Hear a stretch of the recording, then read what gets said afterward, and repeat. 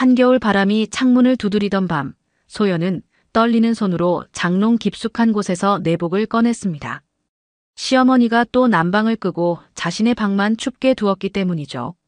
결혼 3년째, 이젠 익숙해진 일상입니다. 새벽 5시에 일어나 아침상을 차리고 시부모님 아침 식사를 챙기고 남편 출근 도시락을 싸죠. 그러면서도 시어머니 입에서 나오는 혼수도 없는 집구석. 딸년이 뭘 안다고 하는 소리를 묵묵히 들어야 했어요. 소연은 처음부터 알았습니다. 자신이 남편 집안에 비해 형편이 넉넉하지 않다는 걸. 하지만 결혼할 때만 해도 남편은 그런 건 중요하지 않아.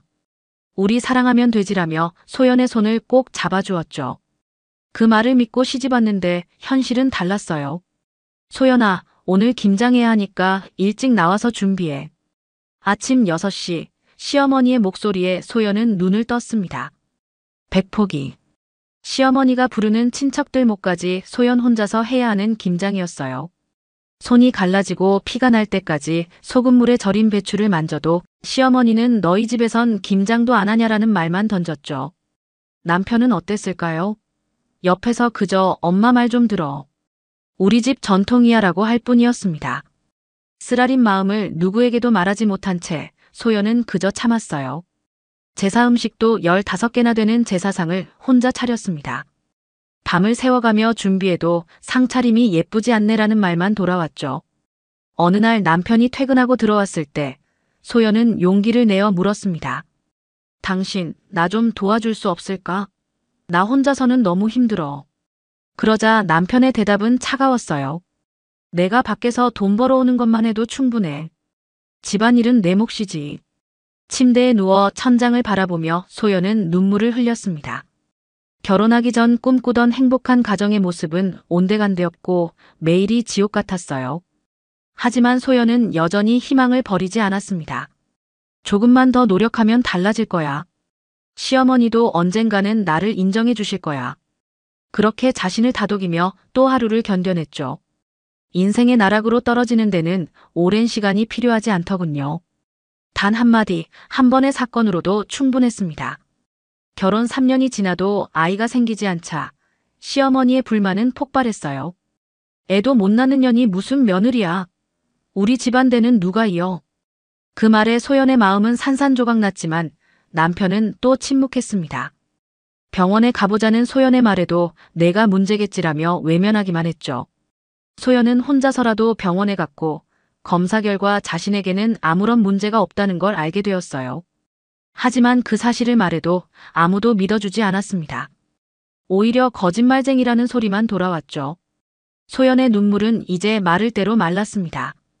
그렇게 첫 번째 지옥이 시작되었어요. 소연의 삶에 어둠이 짙게 드리워지기 시작했습니다. 시어머니의 눈초리는 날이 갈수록 날카로워졌고 이제는 아침밥상에서조차 소연을 향한 비난이 쏟아졌어요. 우리 아들이 너랑 결혼한 게 최대 실수였어. 대대로 이어온 가문에 내가 끊어질 줄이야. 소연은 젓가락을 들다 멈췄습니다. 목구멍으로 넘어가는 밥알 하나하나가 돌덩이처럼 무거웠죠. 남편은 식탁 건너편에서 신문을 보며 귀를 막았습니다. 소연이 절실한 눈빛으로 도움을 청해도 그저 알아서 해결해라는 말뿐이었어요. 소연이 병원 검사지를 보여주려 할 때마다 남편은 자리를 피했습니다. 그리고 소연이 모르는 사이 남편은 자신의 무정자증 진단서를 깊숙이 숨겨두었죠. 당신도 검사 받아볼래? 소연이 조심스럽게 말을 꺼냈을 때 남편의 표정이 순간 굳었어요. 내가 왜? 너한테 문제가 있는 건 분명해. 우리 집안은 대대로 아들을 낳았어. 그 말에 소연은 입술을 깨물었습니다. 더 이상 무슨 말을 해야 할지 몰랐죠. 어느 추운 겨울날 소연이 시장에서 장을 보고 돌아왔을 때였습니다. 현관에 놓인 낯선 여자 구두가 눈에 들어왔어요. 거실에서는 시어머니와 남편 그리고 한 여자가 이야기를 나누고 있었죠. 소연의 심장이 빠르게 뛰기 시작했습니다. 소연아, 이리 와봐. 시어머니의 목소리가 평소보다 높게 들렸어요. 우리가 얘기 좀 했는데 이제 너는 집으로 돌아가는 게 좋겠어. 소연은 그 자리에 얼어붙었습니다. 무슨 말씀이세요? 시어머니는 차가운 눈빛으로 소연을 바라봤죠. 우리 아들이 재혼하기로 했어.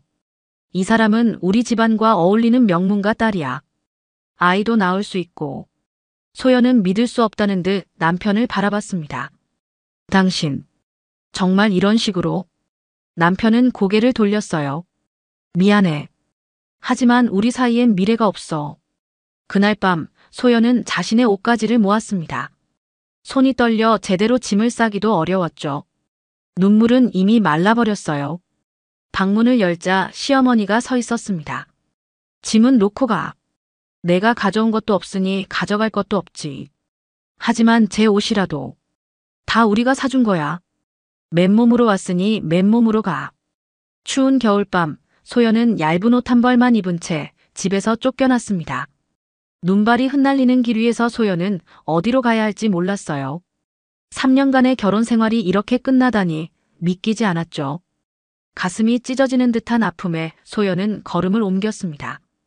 이제 그녀에게 남은 것은 아무것도 없었어요.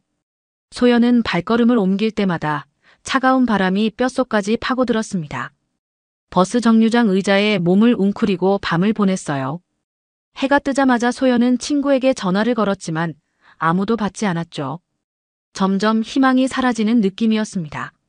작은 가방 하나 들고 떠돌던 소연은 결국 바닷가 마을에 도착했어요. 파도 소리가 귓가에 울렸습니다. 소연은 모래사장을 천천히 걸었죠. 차가운 바닷물이 발끝을 적셨어요. 여기서 끝내면 어떨까? 마음 깊은 곳에서 솟아오른 생각에 소연은 한 발 더 바다로 들어갔습니다. 차가운 물이 무릎까지 차올랐죠. 그때였어요. 멀리서 들려오는 울음소리와 함께 검은 옷을 입은 사람들이 모여있는 모습이 보였습니다. 장례식이었죠. 소연은 발걸음을 멈췄어요. 관을 메고 바다를 향해 걸어가는 사람들, 그리고 오열하는 가족들의 모습이 시야에 들어왔습니다. 소연은 그 광경을 멍하니 바라봤어요.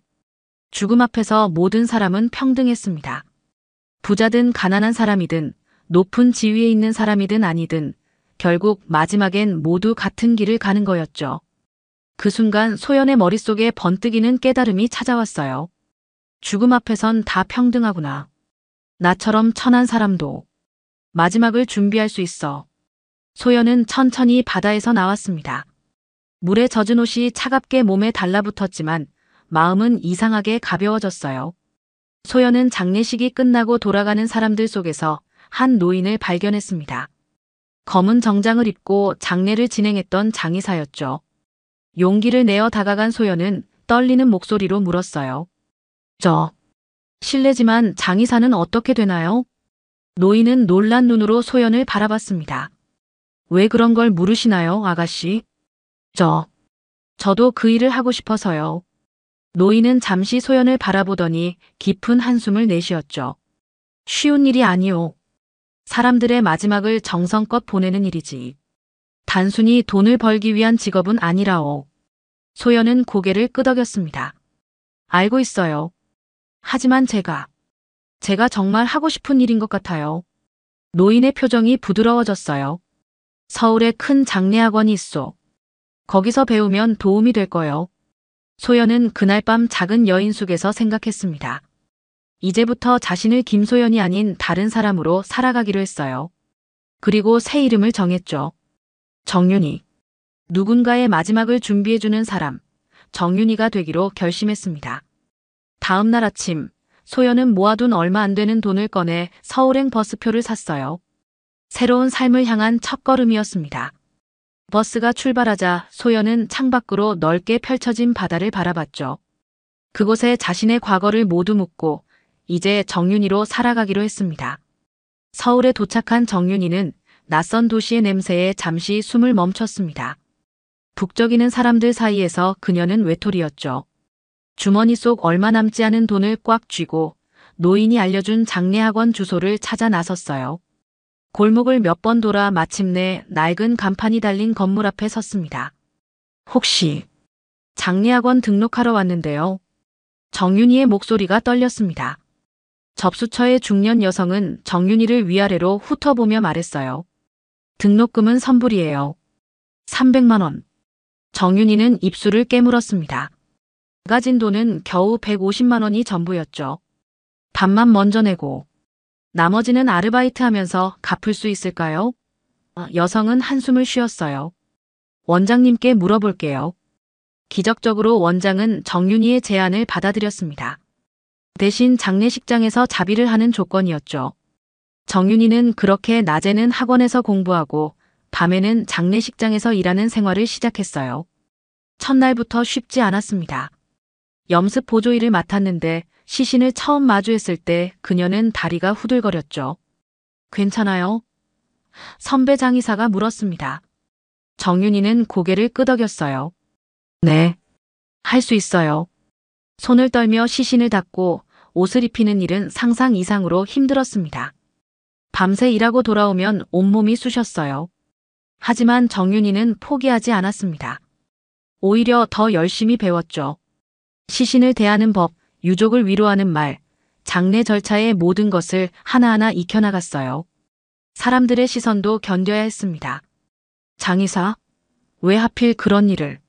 소개팅 자리에서 남자가 얼굴을 찌푸리며 말했죠. 정윤희는 그런 시선에 익숙해져 갔어요. 하지만 아픈 건 여전했습니다. 1년이 지나고 정윤희는 본격적으로 장의사로 일하기 시작했습니다. 첫 독립 의뢰였죠. 노인의 시신을 염습하는 일이었어요. 정윤희의 손길은 조심스러웠습니다. 마치 자신의 할머니를 대하듯 정성껏 시신을 닦고 옷을 입혔죠. 유족들은 그녀의 태도에 감동했어요. 이렇게 정성스럽게 해주시다니. 감사합니다. 그 말에 정윤희는 가슴이 따뜻해지는 것을 느꼈습니다. 이것이 내가 찾던 거야. 세월은 흘러갔어요. 3년, 4년. 정윤희는 점점 인정받는 장의사가 되어갔습니다. 그녀의 염습 실력은 소문이 나기 시작했죠. 정윤의 장의사가 모시면 고인이 편안하게 가신다는 말이 돌았어요. 5년이 지났을 때 정윤희는 서울 최고의 장의사로 불리게 되었습니다. 예약은 3개월 전부터 해야 했죠. 정윤희는 이제 자신만의 작은 사무실을 가지게 되었어요. 창문 너머로 서울의 밤 풍경이 보였습니다. 그녀는 이제 더 이상 김소연이 아니었죠. 완전히 새로운 사람이 되어 있었어요. 하지만 가끔, 아주 가끔, 과거의 기억이 찾아올 때면 가슴 한구석이 아렸습니다. 정윤희가 서울에서 새 삶을 일구는 동안 그녀를 내쫓았던 이들의 삶은 전혀 다른 방향으로 흘러갔습니다. 소연의 전 남편은 재혼한 지 한 달 만에 심각한 문제에 직면했어요. 새아내가 임신 소식을 전한 날, 그는 환희에 찬 얼굴로 집에 돌아왔죠. 하지만 그 기쁨은 오래가지 못했습니다. 여보, 이거 봐요. 우리 아기. 새아내는 초음파 사진을 내밀었어요. 남편은 미소를 지었지만 뭔가 이상한 점을 느꼈습니다. 근데 벌써 4개월이라고. 네, 그래요. 당신을 만나기 전부터 있었나 봐요. 그의 얼굴이 굳었습니다. 자신이 무정자증이라는 사실을 알고 있었기 때문이죠. 그날 밤 남편은 아내의 휴대폰을 몰래 확인했어요. 그리고 충격적인 진실을 알게 되었습니다. 새아내는 계획적으로 그를 속여 재산을 노리고 있었죠. 우리 바보 남편은 아무것도 모르고 있어. 곧 이혼하고 재산 절반은 내 거야. 친구에게 보낸 메시지가 그대로 남아 있었습니다. 남편은 분노와 배신감에 휩싸였어요. 하지만 이미 늦었죠. 결혼 전 새아내 명의로 옮겨둔 부동산, 공동 명의로 만든 통장. 모든 것이 함정이었습니다. 결국 그는 재산의 80%를 잃고 이혼하게 되었어요. 한편 시어머니는 아들의 실패한 두 번째 결혼 소식에 큰 충격을 받았습니다. 내가 그 며느리만 안 괴롭혔어도. 후회의 말이 입에서 흘러나왔지만 이미 늦었죠. 시어머니의 건강은 급격히 나빠졌어요. 의사는 암 진단을 내렸습니다. 어머니, 꼭 나으실 거예요. 아들은 병상 옆에서 손을 잡았지만 시어머니의 눈빛은 이미 체념으로 가득했어요. 소연이, 그 애가 어떻게 지내나 모르겠구나. 시어머니의 목소리는 가늘게 떨렸습니다. 병세는 나날이 악화되었어요. 치료비는 감당하기 어려웠고 아들은 빚을 내기 시작했습니다. 예전에 호화로운 집은 팔고 작은 아파트로 이사했죠. 시어머니는 창문으로 들어오는 햇살을 바라보며 한숨을 내쉬었어요. 내가 소연이한테 그렇게 못되게 굴지만 않았어도. 6개월 후 시어머니는 결국 세상을 떠났습니다. 아들은 장례 준비를 위해 여러 장례식장에 문의했어요. 하지만 대부분 예약이 꽉 차 있었죠. 절망적인 상황에서 한 지인이 조언했습니다. 요즘 정윤이 장례사가 최고라더군. 3개월 대기가 있지만 내가 아는 사람이 있으니 연결해 줄게.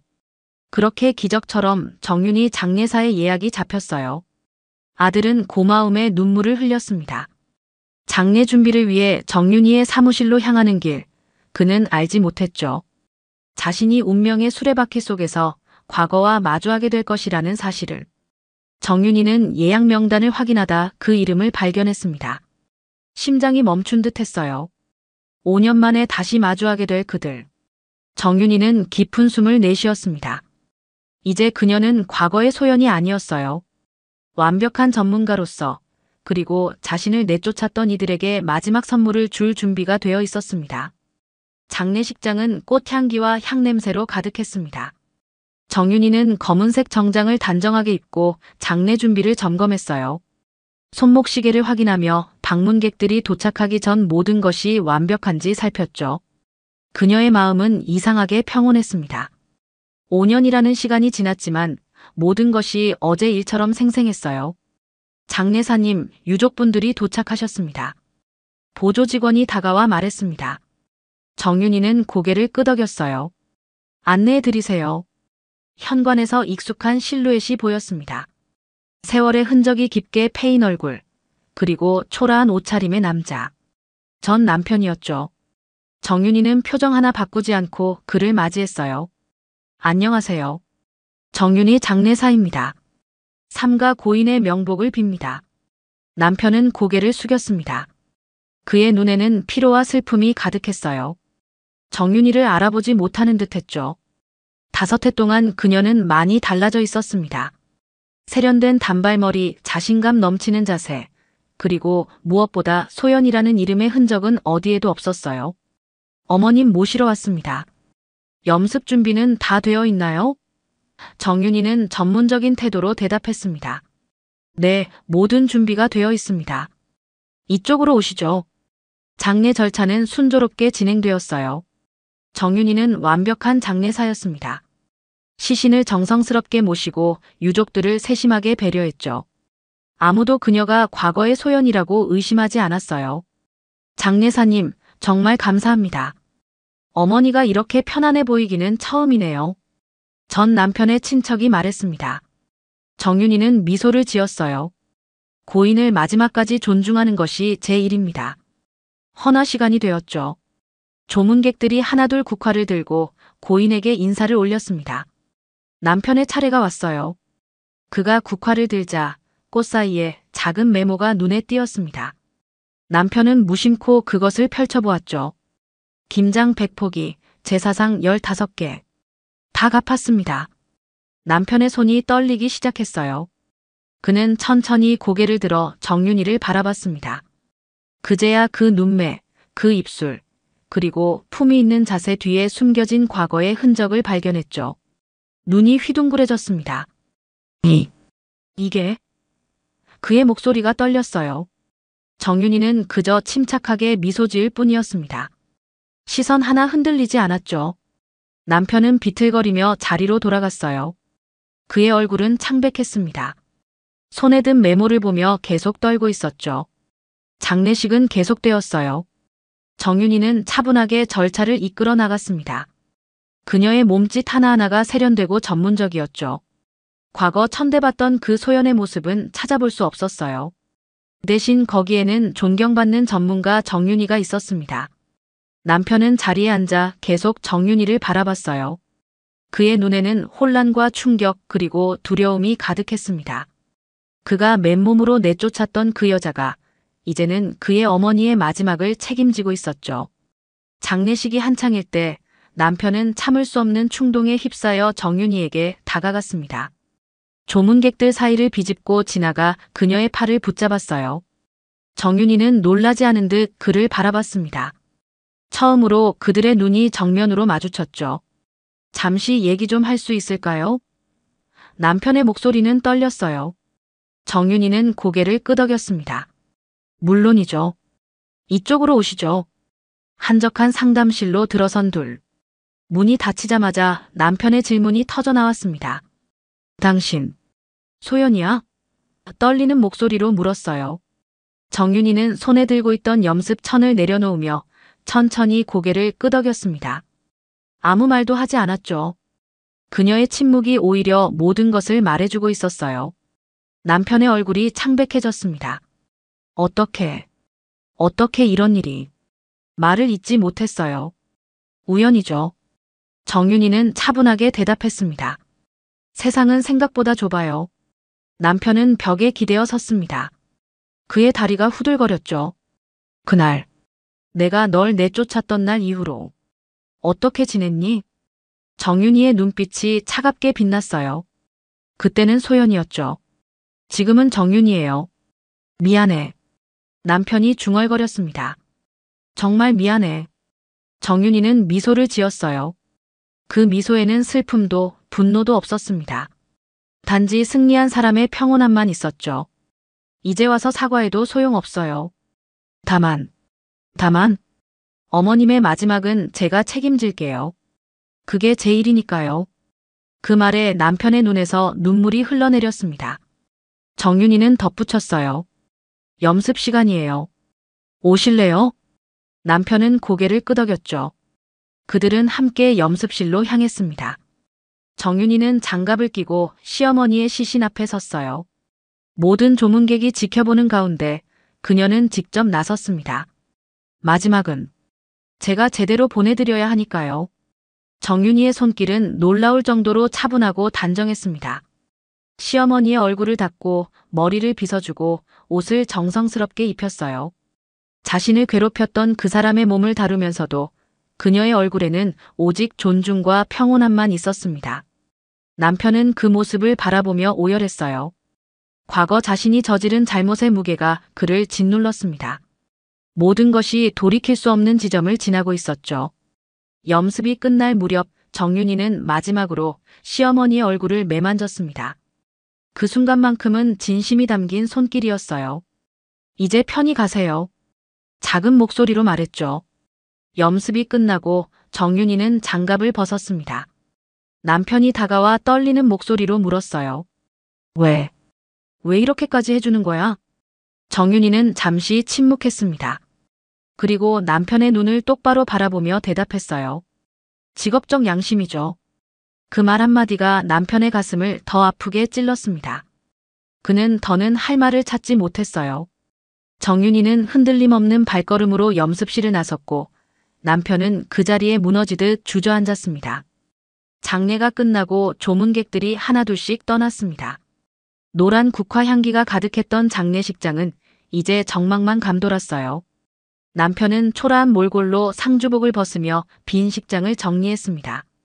무거운 몸을 이끌고 마지막 정리를 하던 그때 접수대에 놓인 서류철이 눈에 들어왔어요.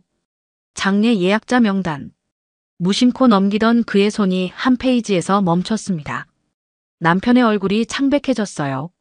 손이 부들부들 떨리기 시작했죠. 장례 예약자 이름 정윤이 구. 김소연 생년월일 1986년 3월 27일. 이게 대체 뭐야? 남편은 믿을 수 없다는 듯 그 문서를 다시 보았습니다. 정윤이가 이 장례를 미리 예약했다는 사실에 그는 충격을 받았어요. 머릿속을 스쳐 지나가는 그녀의 얼굴, 처음 장례식장에서 마주친 그 여자의 눈빛, 그 말투, 그 손길. 모든 것이 이제야 이어졌습니다. 남편은 그 자리에 무너지듯 앉았어요. 이 장례식 전체가 자신이 쫓아냈던 그 김소연의 연출이었다는 사실을 깨달았습니다. 상주도 아닌 그녀가 먼저 이 장례를 예약하고 조용히 기다리고 있었던 것이죠. 수첩을 뒤적이던 그는 시어머니의 병원 기록을 발견했습니다. 암 진단을 받은 날짜와 정윤이의 장례 예약 날짜가 일치했어요. 소연은 알고 있었던 겁니다. 시어머니의 죽음을, 그리고 그날 자신이 이 장례식장에 오게 될 것을. 테이블 위에 놓인 흰 봉투 하나가 그의 시선을 사로잡았습니다. 조심스럽게 봉투를 열자 안에는 작은 종이 한 장이 있었어요. 그날 날 내쫓았던 그 집에서 이번엔 제가 어머님을 제대로 보내드렸습니다. 남편의 눈에서 눈물이 떨어졌습니다. 그는 편지를 손에 꽉 쥐었어요.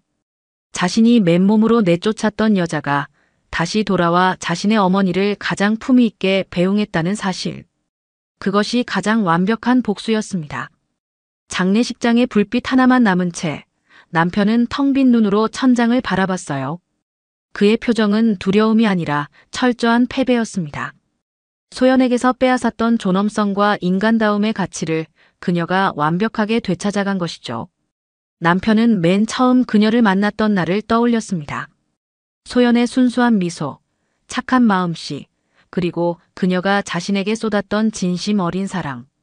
그 모든 것을 자신의 이기심과 어머니에 대한 맹목적인 복종으로 파괴해버렸어요. 그가 집으로 돌아왔을 때 집안은 텅 비어 있었습니다. 벽에 걸려있던 어머니의 사진만이 그를 바라보고 있었어요. 남편은 이제야 깨달았습니다. 진정한 가족의 의미를, 사랑의 가치를, 그리고 되돌릴 수 없는 시간의 무게를. 바깥에선 봄비가 내리기 시작했습니다. 그 빗소리가 마치 소연의 목소리처럼 들렸어요. 하지만 이제 그녀는 소연이 아닌 정윤이로 자신의 삶을 당당히 살아가고 있었습니다. 이 비극적인 순환의 끝에서 승리한 것은 오직 소연뿐이었어요. 남편의 손에서 흰 봉투가 떨어졌습니다. 그는 이제 모든 것을 잃었다는 것을 알았어요. 재산도 가족도 그리고 한때 자신을 진심으로 사랑했던 사람도. 남은 것은 후회와 고독뿐이었습니다. 밤은 깊어갔고 빗소리만이 그의 텅 빈 집에 울려 퍼졌습니다. 명진그룹 본관 사무실, 거대한 창문 너머로 서울의 스카이라인이 한눈에 들어옵니다. 70대 후반의 강태준 회장은 고급 가죽 의자에 앉아 손자처럼 아끼는 비서가 건넨 서류 한 장을 들여다보고 있었습니다. 서류에는 아들 강도윤의 약혼 소식과 함께 상대 여성의 간단한 프로필이 적혀 있었죠. 간호사라. 태준은 서류를 책상 위에 내려놓으며 잠시 생각에 잠겼습니다. 그는 평생 재계에서 수많은 사람을 만나고 거래하고 평가하며 살아왔습니다. 하지만 정작 그가 믿는 건 숫자와 계약서뿐이었죠. 사람의 진심이란 건 늘 의심스러웠습니다. 특히 자신의 재산을 노리는 이들 앞에선 더더욱 그랬습니다. 회장님, 약혼식 일정은 다음 달 15일로 확정됐습니다. 비서의 말에 태준은 고개를 끄덕이며 입가에 묘한 미소를 지었습니다. 그의 머릿속엔 이미 한 가지 계획이 떠오르고 있었죠. 사람의 진짜 인성은 약자를 대할 때 드러나는 법이지. 태준은 천천히 자리에서 일어나 창밖을 바라보았습니다. 그는 지금껏 수많은 사람의 겉모습을 봐왔지만 정작 그 속은 알지 못했습니다. 돈 앞에서 사람들은 너무나 쉽게 변했으니까요. 하지만 이번엔 달랐습니다. 아들의 평생을 함께할 사람이라면 그 사람의 진짜 모습을 확인해야 했습니다. 병원에 입원 준비를 해. 일반 병동으로. 비서는 깜짝 놀라 되물었습니다. 회장님, VIP실이 아니고요. 그래. 일반 병동. 가장 평범한 환자처럼 보이게 해줘. 옷도 낡은 걸로 준비하고. 태준의 목소리엔 결연함이 배어 있었습니다. 그는 이번 기회에 직접 확인하기로 마음먹었죠. 아들의 약혼녀가 과연 어떤 사람인지, 돈과 권력이 없는 평범한 노인을 어떻게 대하는지 말입니다. 며칠 후 태준은 계획대로 서울 중심가의 한 대학병원 일반 병동에 입원했습니다.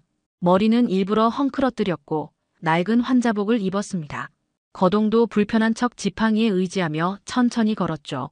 병실 침대에 누워 천장을 바라보던 태준은 묘한 긴장감을 느꼈습니다. 평생 대접받으며 살아온 그에게 이런 상황은 낯설었지만 동시에 진실을 마주할 수 있다는 기대감도 있었습니다. 복도 저편에서 간호사들의 발소리가 들려왔습니다. 태준은 눈을 감고 숨을 고르며 기다렸습니다. 곧 누군가 이 병실 문을 열고 들어올 것입니다. 그리고 그 사람이 바로 아들의 약혼녀 윤서진일 것입니다. 병실 문이 열리며 하얀 간호사복을 입은 젊은 여성이 들어왔습니다. 윤서진, 28살의 그녀는 피곤한 얼굴로 차트를 들여다보며 병실 안을 둘러봤죠. 태준은 침대에 누운 채 그녀를 조용히 관찰했습니다. 깔끔하게 묶은 머리, 단정한 외모, 겉으로 보기엔 평범한 간호사였습니다. 하지만 태준의 예리한 눈은 그녀의 표정 하나하나를 놓치지 않았죠. 어르신, 링겔 확인하러 왔어요. 서진의 목소리는 건조했습니다. 감정이 실리지 않은, 그저 업무를 처리하는 듯한 말투였죠. 마치 기계처럼 정해진 일과를 수행하는 사람 같았습니다. 태주는 일부러 더듬거리며 대답했습니다. 아, 네, 고맙습니다. 서진은 링겔 주머니를 확인하더니 짜증 섞인 한숨을 내쉬었습니다. 태준이 손을 움직이자 링겔 줄이 살짝 꼬였는데 그녀는 퉁명스럽게 말했습니다. 어르신, 링겔 좀 가만히 계세요. 자꾸 움직이시면 다시 꽂아야 한다고요. 태준은 속으로 놀랐지만 겉으로는 조용히 고개를 끄덕였습니다. 그는 평생 이런 말투를 들어본 적이 없었죠. 회장실에서 만나는 사람들은 모두 공손했고 심지어 병원에서도 VIP 대우를 받아왔으니까요. 하지만 지금 눈앞에 이 간호사는 달랐습니다. 권력도 돈도 없는 평범한 노인을 대하는 그녀의 태도는 냉담했습니다.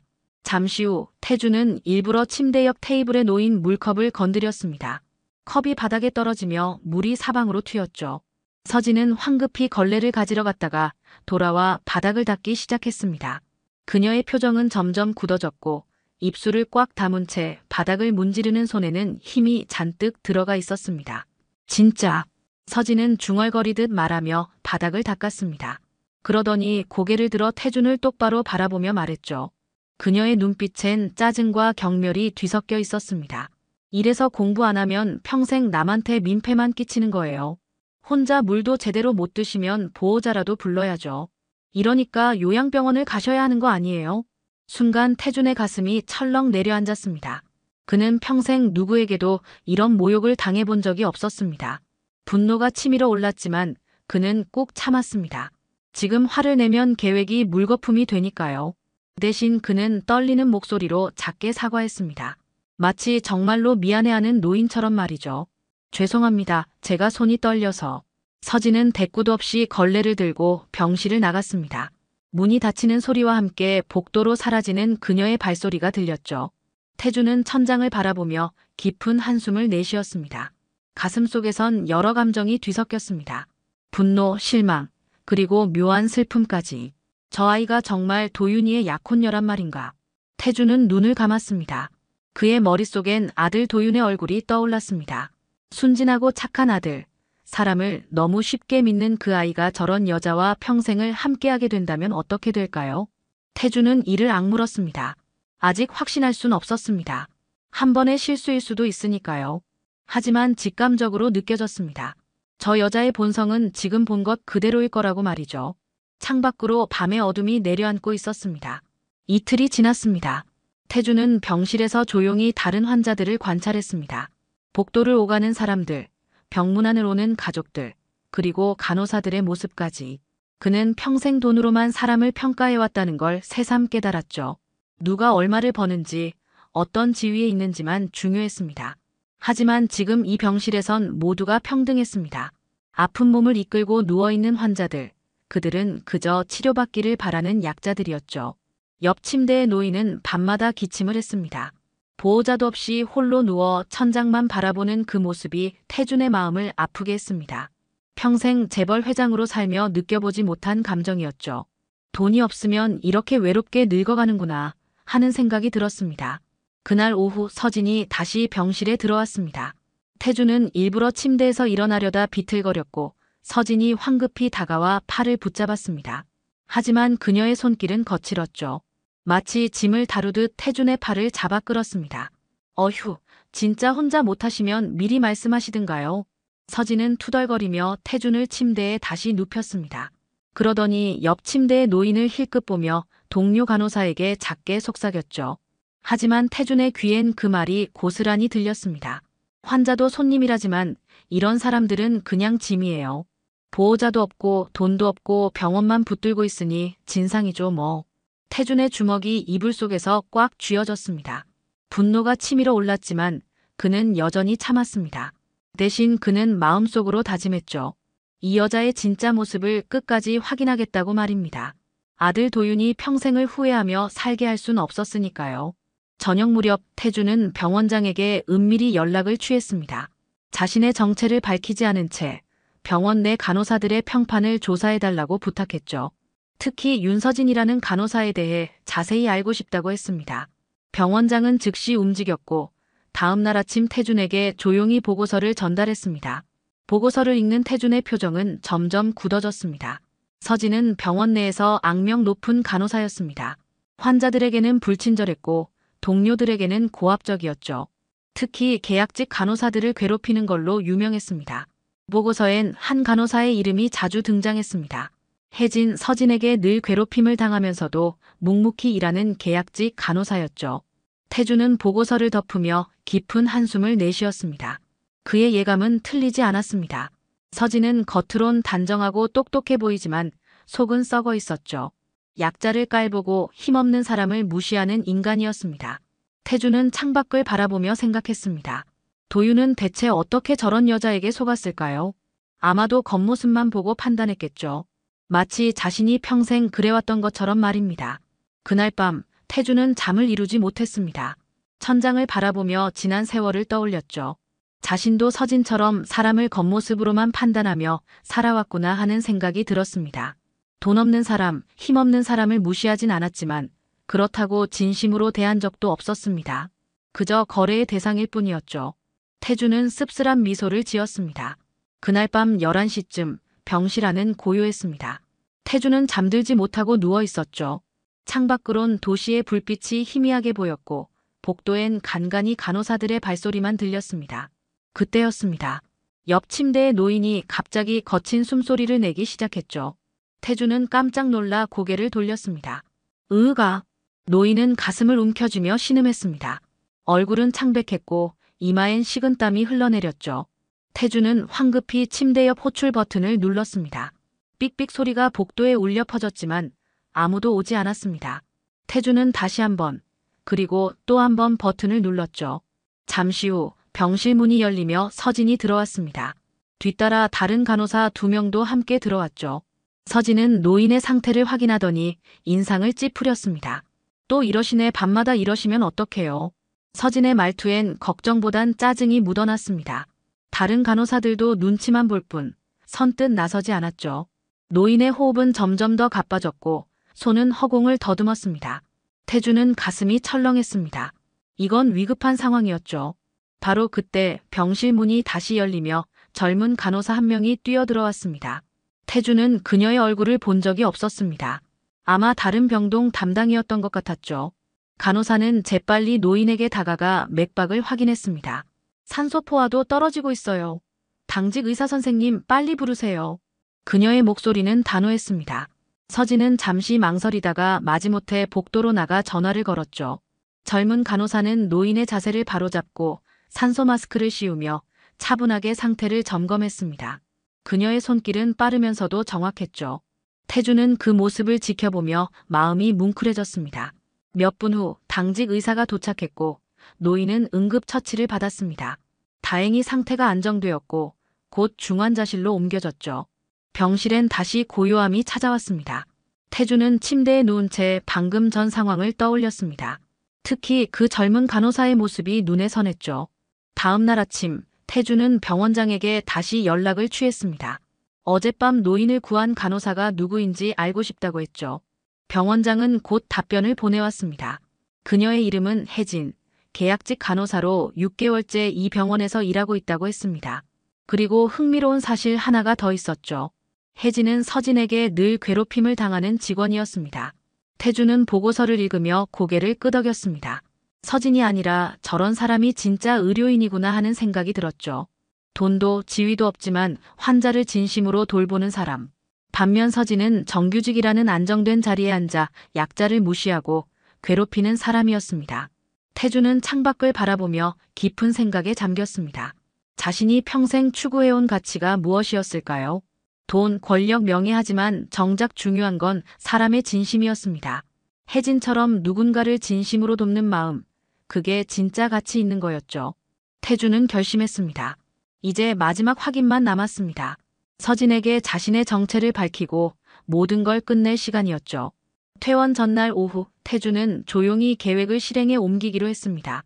병실 안엔 오직 그 혼자뿐이었죠. 복도에서 간호사들의 발소리가 들렸고 어디선가 의료기기의 삐삐 소리가 울렸습니다. 태주는 천천히 침대에서 일어나 화장실 쪽으로 걸어갔습니다. 일부러 비틀거리는 걸음으로 말이죠. 그리고 화장실 문 앞에서 태주는 의도적으로 몸의 균형을 잃었습니다. 쿵 하는 소리와 함께 바닥에 쓰러졌죠. 어깨와 팔이 바닥에 부딪히며 날카로운 통증이 전해졌습니다. 연기가 아니라 진짜로 다친 것 같았죠. 태주는 신음을 흘리며 바닥에 누워 있었습니다. 도와주세요. 그의 목소리는 작았지만 복도를 지나던 누군가가 들었는지 급히 발소리가 가까워졌습니다. 병실 문이 열리며 서진이 들어왔죠. 그녀는 바닥에 쓰러진 태준을 보더니 한숨을 크게 내쉬었습니다. 또요? 어르신, 혼자 움직이지 말라고 했잖아요. 서진의 말투엔 걱정이 전혀 없었습니다. 오히려 귀찮다는 듯한 표정으로 태준을 내려다봤죠. 그녀는 마지못해 태준의 팔을 잡고 일으키려 했습니다. 하지만 힘을 주지 않아 태준은 제대로 일어날 수가 없었죠. 아이고 무거워 죽겠네. 보호자는 왜 안 오시는 거예요? 서진은 투덜거리며 다른 간호사를 불렀습니다. 두 명이서 겨우 태준을 일으켜 침대에 눕혔죠. 태준의 어깨엔 멍이 들기 시작했고 팔목도 욱신거렸습니다. 하지만 서진은 제대로 확인조차 하지 않았습니다. 진짜 이래서 늙으면 민폐라니까요. 보호자도 없고 혼자 사시는 분들은 요양원 가셔야 하는 거 아니에요? 서진은 차트에 뭔가를 적으며 중얼거렸습니다. 그 말이 태준의 귀에 또렷하게 들렸죠. 태준은 이를 악물었습니다. 이제 충분했습니다. 더 이상 참을 필요가 없었죠. 바로 그 순간 병실 문이 다시 열렸습니다. 이번엔 병원장이 들어왔고 그 뒤로 양복을 입은 젊은 남자가 따라 들어왔죠. 강도윤, 태준의 아들이었습니다. 도윤은 바닥에 떨어진 지팡이를 보더니 깜짝 놀라 달려왔습니다. 아버님, 괜찮으세요? 도윤의 목소리가 병실에 울려 퍼졌습니다. 순간 서진의 얼굴이 하얗게 질렸죠. 그녀는 멍하니 도윤을 바라보다가 다시 침대에 누운 태준을 봤습니다. 믿을 수 없다는 표정이었죠. 아버님이요? 서진의 목소리가 떨렸습니다. 도윤은 서진을 힐끗 보더니 아버지 곁으로 다가갔죠. 병원장도 황급히 태준의 상태를 확인했습니다. 태준은 천천히 일어나 앉았습니다. 그리고 서진을 똑바로 바라보며 조용히 말했죠. 내가 내 시아버지다. 병실 안의 공기가 얼어붙었습니다. 서진은 입술을 떨며 아무 말도 하지 못했죠. 도윤은 어리둥절한 표정으로 아버지와 서진을 번갈아 봤습니다. 병원장은 조용히 물러나 문 밖에서 기다렸고요. 태준은 침대에서 내려와 지팡이를 짚고 섰습니다. 그의 눈빛은 차가웠습니다. 더 이상 약한 노인이 아니었죠. 70평생 재계를 호령한 회장의 위엄이 그대로 드러났습니다. 며칠간 내가 환자들을 어떻게 대하는지 다 봤다. 특히 나 같은 돈 없고 힘없는 노인들을 어떻게 무시하는지 말이야. 서진은 고개를 떨구며 눈물을 흘리기 시작했습니다. 하지만 태준의 표정은 변하지 않았죠. 도윤은 혼란스러운 표정으로 서 있었고 병실엔 무거운 침묵만 흘렀습니다. 병실 밖 복도는 고요했습니다. 태준은 서진을 마주보며 천천히 입을 열었죠. 그의 목소리는 낮았지만 무게감이 있었습니다. 도윤아, 내가 이 사람과 약혼했다는 소식을 듣고 직접 확인하고 싶었다. 사람의 진짜 모습은 약자를 대할 때 드러나니까. 도윤은 아버지의 말에 숨을 죽였습니다. 서진은 여전히 고개를 숙인 채 눈물만 흘렸죠. 하지만 태준은 그녀의 눈물에 흔들리지 않았습니다. 거짓 눈물을 수없이 봐왔으니까요. 서진 씨, 당신은 나를 무시했어. 가난한 노인이라고 보호자도 없다고 공부 안 한 사람이라고 비웃었지. 민폐라고까지 했고. 태준의 말 한마디 한마디가 서진의 가슴을 찔렀습니다. 그녀는 변명하려 했지만 입이 떨어지지 않았죠.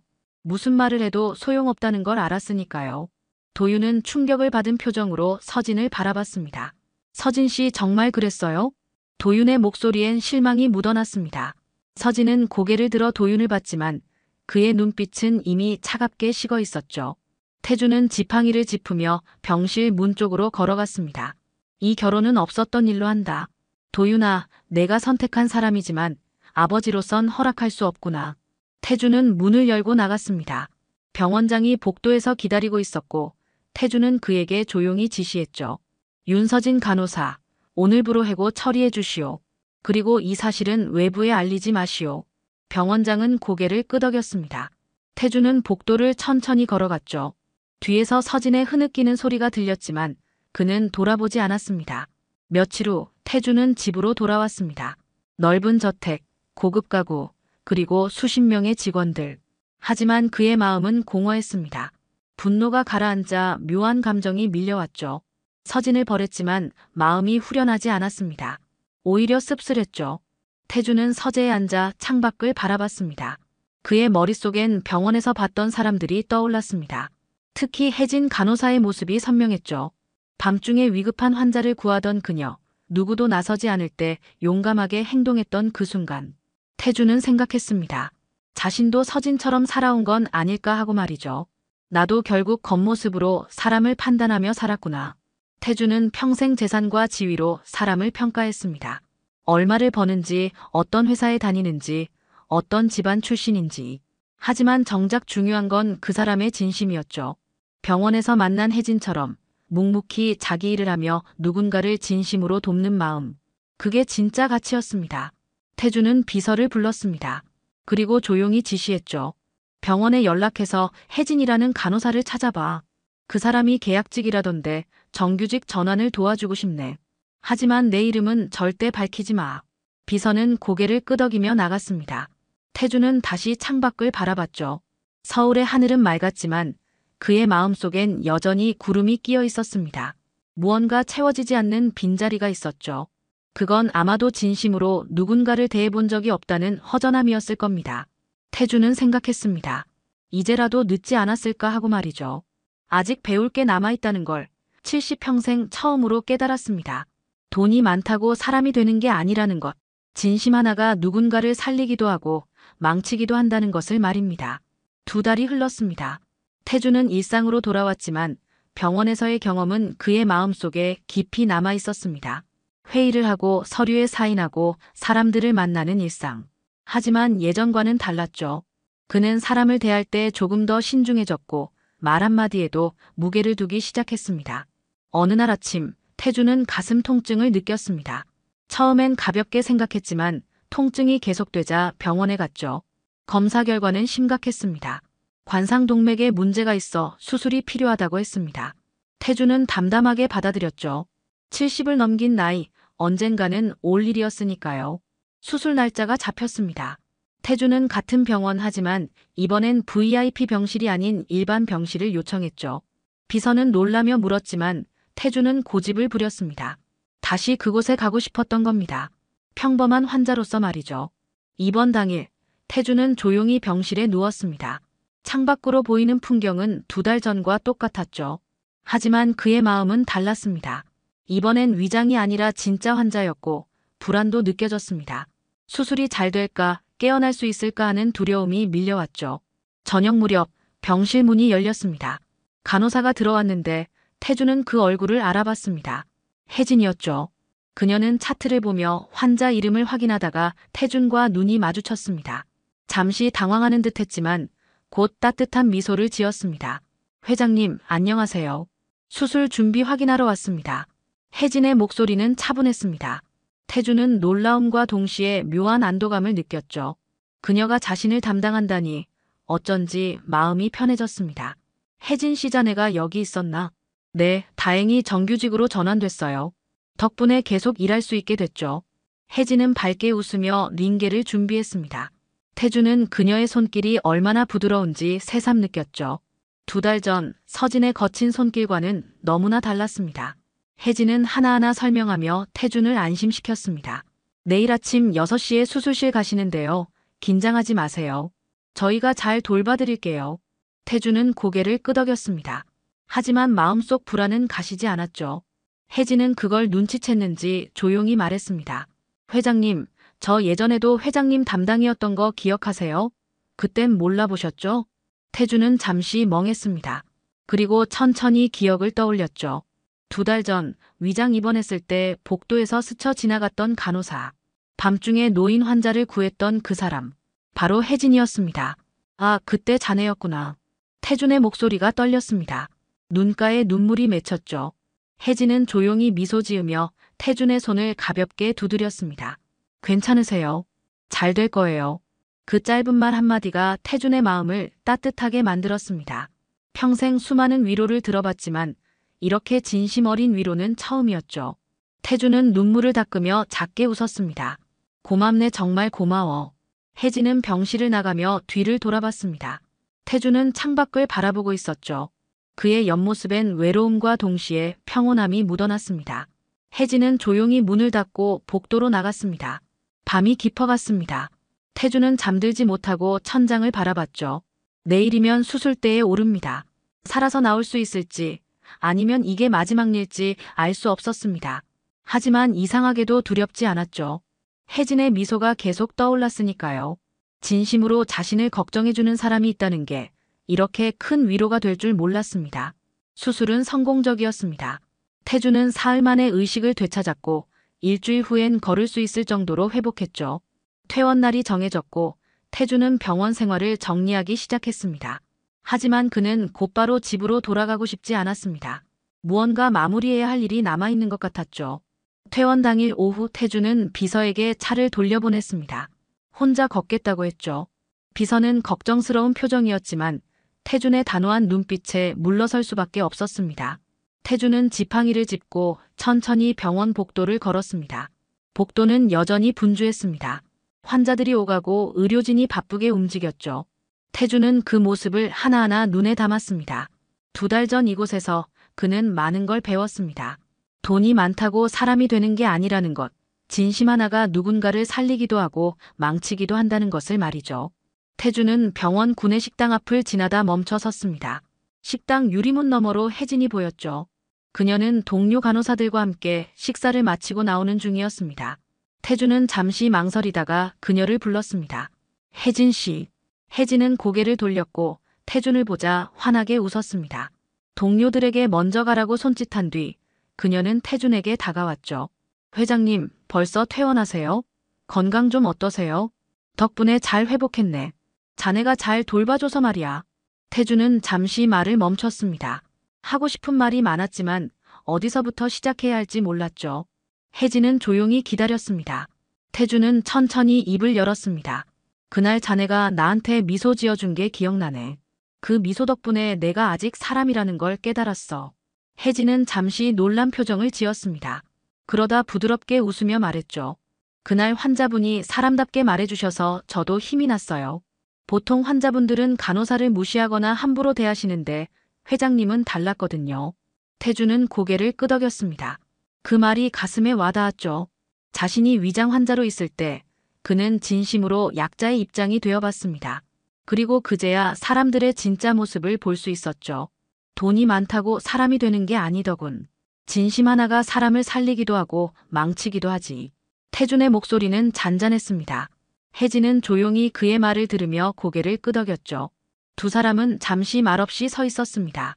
복도엔 사람들이 오갔지만 그들만의 고요한 시간이 흘렀습니다. 자네 같은 사람이 더 많아지길 바라네. 진심으로 누군가를 돌보는 사람 말이야. 회장님도 그런 분이세요. 저 오늘 알았어요. 진짜 훌륭한 분은 겉모습이 아니라 마음으로 알 수 있다는 걸요. 혜진의 말에 태준은 미소 지었습니다. 70평생 처음으로 누군가에게 진심 어린 칭찬을 들은 것 같았죠. 그는 고개를 숙여 인사하며 말했습니다. 고맙네. 정말 고마워. 태준은 병원 정문을 향해 천천히 걸어갔습니다. 뒤돌아보니 혜진이 손을 흔들고 있었죠. 태준도 지팡이를 든 손을 살짝 들어 답례했습니다. 그리고 병원 밖으로 나왔습니다. 가을 햇살이 따스했습니다. 태준은 멈춰 서서 하늘을 바라봤죠. 맑고 푸른 하늘, 그 아래 서울의 거리가 펼쳐져 있었습니다. 그는 지팡이를 짚으며 천천히 걷기 시작했습니다. 승용차도 운전기사도 비서도 없이 말이죠. 길을 걷다 태준은 다시 병원 쪽을 돌아봤습니다. 유리문 안쪽에서 젊은 간호사 한 명이 환자에게 물을 건네며 웃고 있었죠. 태준은 잠시 멈춰 서서 그 모습을 바라봤습니다. 그리고 조용히 미소 지었습니다.